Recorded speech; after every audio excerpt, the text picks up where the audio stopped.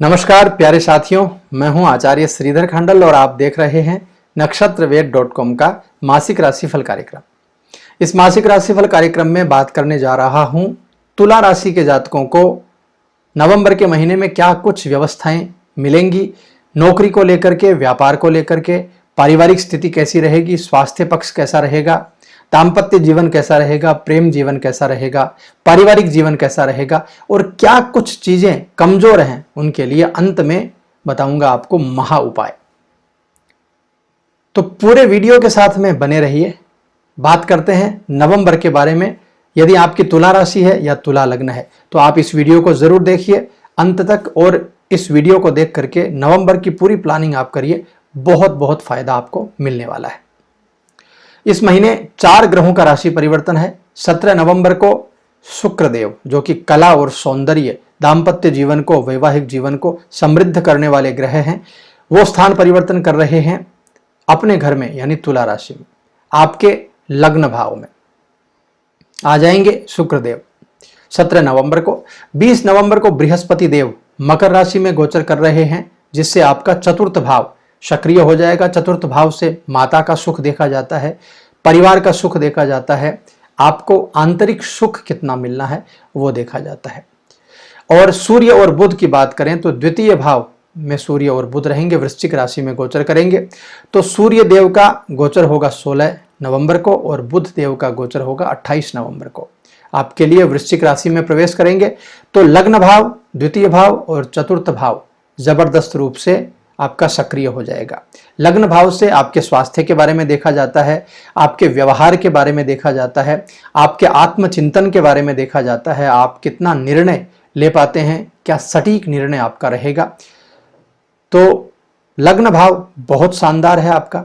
इसके बाद में द्वितीय भाव से वाणी देखी जाती है, धन देखा जाता है और चतुर्थ भाव से माता का सुख, परिवार का सुख आदि देखे जाते हैं।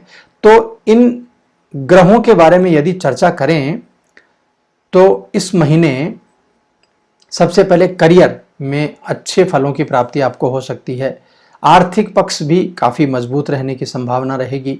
पारिवारिक जीवन में माता का सहयोग जबरदस्त रहेगा। तो काफ़ी अच्छी व्यवस्थाएं ऑल ओवर तुला राशि के जातकों के लिए दिख रही हैं। तो चलिए आगे बढ़ते हैं, विस्तार से आपको बताता हूं। सबसे पहले करियर और व्यापार के बारे में चर्चा कर लेते हैं। यदि आप नौकरी पेशा हैं तो कार्य क्षेत्र में आप बहुत अच्छा प्रयत्न करेंगे, बहुत अच्छा आपका प्रदर्शन होगा और बहुत अच्छे प्रकार से आपके प्रयासों को सफलता भी इस महीने मिलने वाली है। आपके कार्य क्षेत्र में पदोन्नति आपको इस समय मिल सकती है, इंक्रीमेंट मिल सकता है, सहकर्मियों की नज़र आपकी प्रतिष्ठा के ऊपर रहेगी।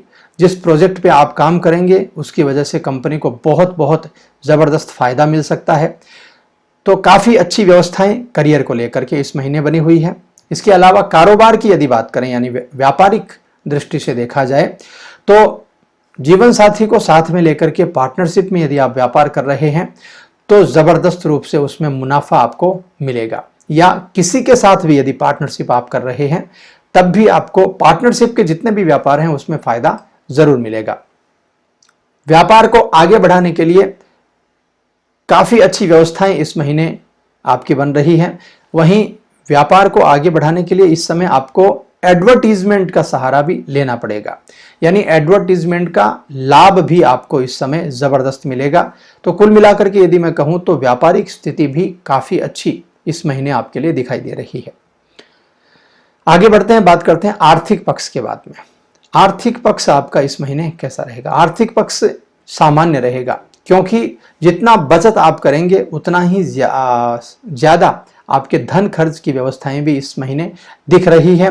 जो कोई पुराना इन्वेस्टमेंट आपने किया था वो इन्वेस्टमेंट भी आप निकाल करके अपने व्यापार में डाल सकते हैं। तो पैसों से पैसा बनाना आपको इस महीने ज़रूर आएगा, लेकिन पैसे को बचाना इस महीने थोड़ा सा मुश्किल होगा आपके लिए। इसके अलावा माताजी के द्वारा कोई बड़ा सहयोग आपको मिल सकता है। आपकी माँ आपको कुछ सहयोग कर सकते हैं आपकी आर्थिक स्थिति को बढ़ाने के लिए। बाकी कार्य क्षेत्र काफ़ी अच्छा है, व्यापार काफ़ी अच्छा है। तो आमदनी के मामले में यह महीना आपको कुछ ज़्यादा परेशान नहीं करेगा। स्वास्थ्य पक्ष कैसा है उसके बारे में बात करते हैं।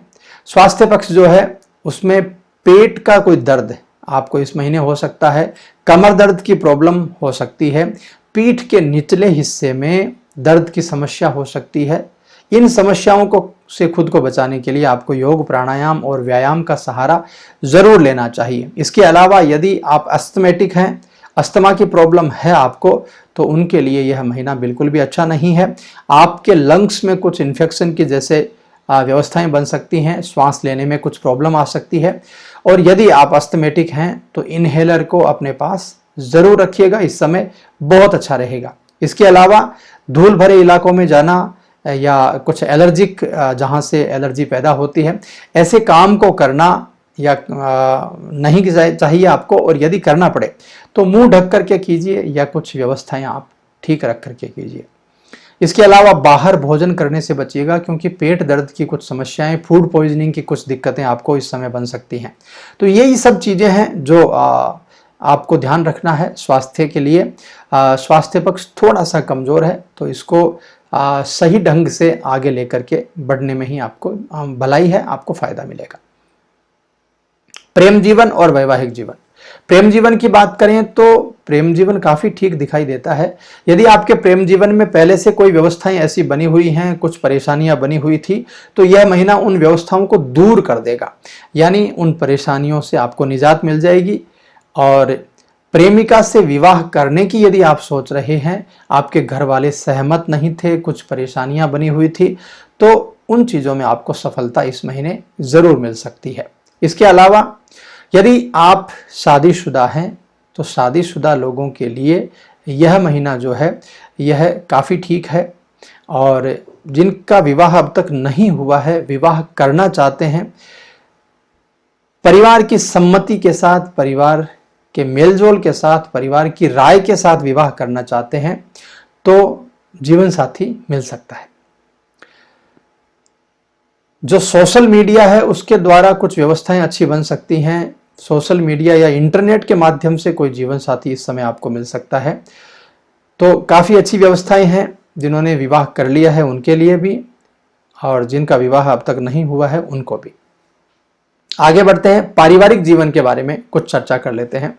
पारिवारिक जीवन में सबसे पहले आपको यह कहूँगा, क्योंकि आपका चतुर्थ भाव बड़ा सक्रिय है इस महीने, तो चतुर्थ भाव से माता जी के बारे में देखा जाता है। यदि माँ के साथ में आपके संबंध अच्छे नहीं थे, माँ के साथ में कोई मनमुटाव चल रहा था, तो इस महीने माँ से आपके संबंध बहुत अच्छे बन जाएंगे।